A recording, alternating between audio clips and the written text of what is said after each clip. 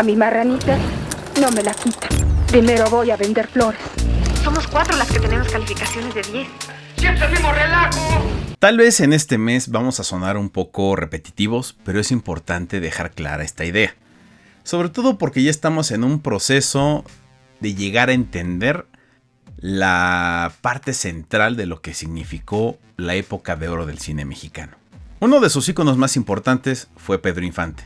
Y lo fue no solamente por carisma, talento, voz y lo que ustedes le quieran adjudicar, sino porque efectivamente fue un ícono de una gran época de desarrollo del arte cinematográfico en México. Fue un protagonista. Lo curioso de todo esto es que a Pedro Infante siempre se le asocia únicamente con Ismael Rodríguez, siendo que en películas como esta, y a lo mejor ustedes no lo sabían, esta fue dirigida por Rogelio González y es posiblemente una de las mejores películas en las que ha intervenido Pedro Infante.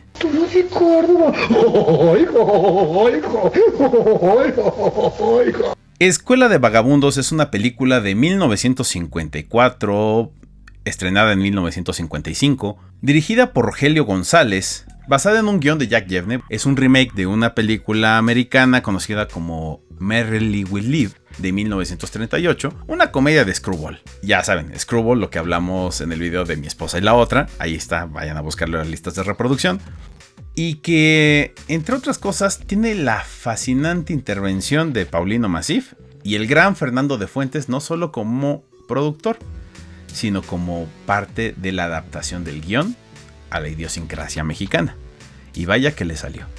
Esta película está protagonizada por Óscar Ortiz de Pinedo, Dolores Camarillo Fraustita, quien hace rato que no la vemos en las películas que analizamos en el cine mexicano, Eduardo Alcaraz, Liliana Durán, Fernando Casanova, Anabel Gutiérrez, quien se avienta unos chistoretes de esos, Óscar Pulido, Blanca de Castejón, la hermosísima Miroslava Stern y Pedro Infante, quien es tan buen actor que pues sí le crees que es un vagabundo. Ha de estar usted cansado y hambriento. Se le ve la cara.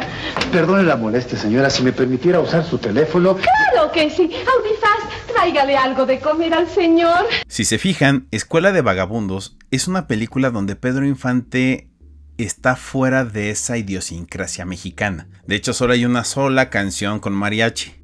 Sí, respeta la fuente original, respeta la película gringa, manteniendo ese ambiente medio cosmopolita, medio gringoche de aquellos años. Esto no es una mera casualidad, de hecho es algo bastante interesante de observar porque a Pedro Infante se le trata de pintar como una especie de crooner. Crooner se le denomina a este tipo de cantantes con orquesta que se hicieron muy populares en Estados Unidos, bueno, hasta la fecha, cuyo obviamente su máximo exponente fue Frank Sinatra, pero también existieron Bing Crosby y muchos otros cantantes, hasta Tony Bennett, que creo que es el último que nos queda. Son estos cantantes románticos, pero con cierto rango vocal, ¿no? Galanes en el micrófono, galanes en la pantalla. Se trataba de amoldar a Pedro Infante dentro de esta figura.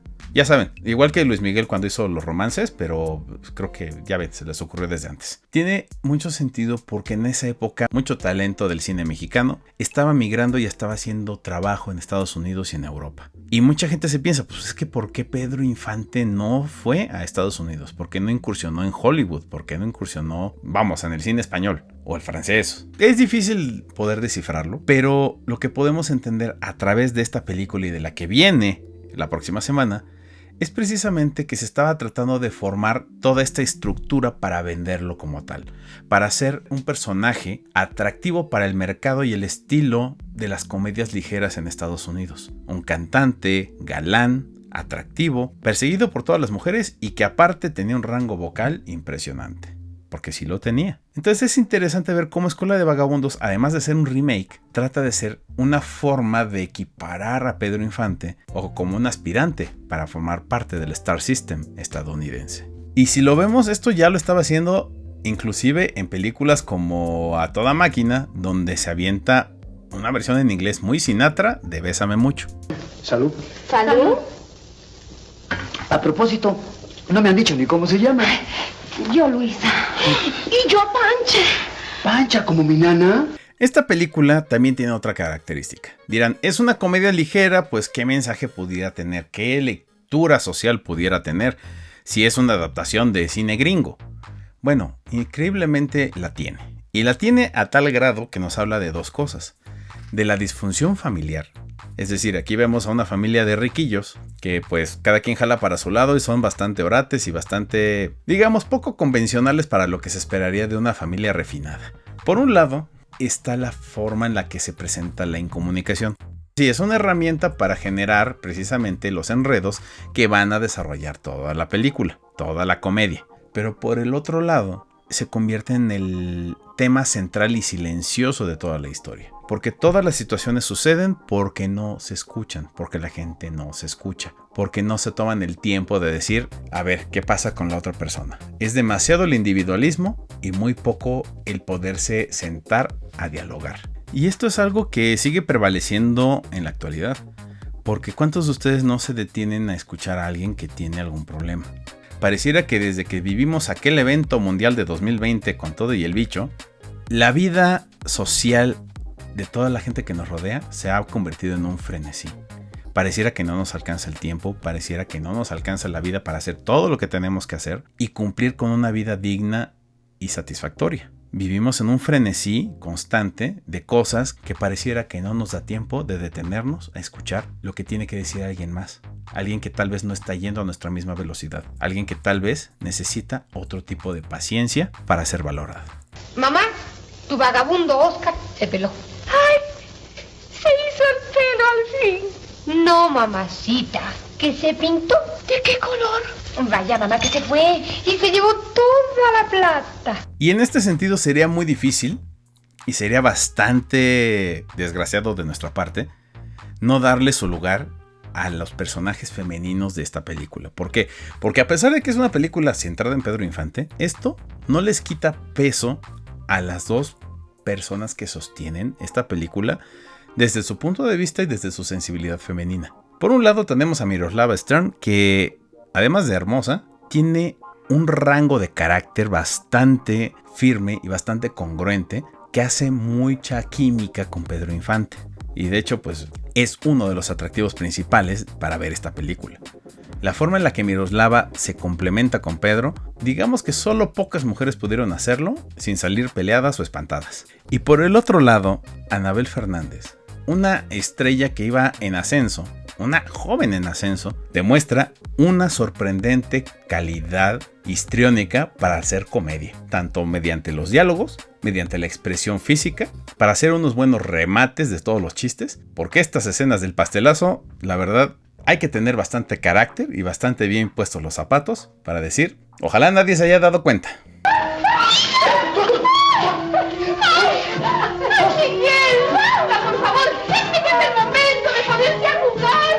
Esta película fue reconocida como una de las 100 mejores del cine mexicano en la revista Somos del 94. Para no profundizar en eso, digamos que de cierta forma esta película, aunque no es de las top del cine mexicano, sí es una cápsula del tiempo bastante importante, porque nos retrata el momento más noble de la bonanza del cine mexicano. Se ve un México totalmente distinto, un México creciente, un México en el que podías hacer películas de bajo presupuesto y que te salieran con una gran calidad o que por lo menos te retribuyeran bien en la taquilla. Y ese es el gran contraste entre las comedias de los años 50 en México y las comedias que se hacen en la actualidad. Aquí se ve más corazón que ganas de cobrar.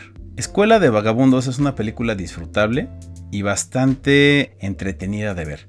Si usted pensaba que esto era también parte de La Mancuerna con Ismael Rodríguez, usted estaba muy equivocado. Vuélvala a ver, disfrútela y va a pasar un gran rato.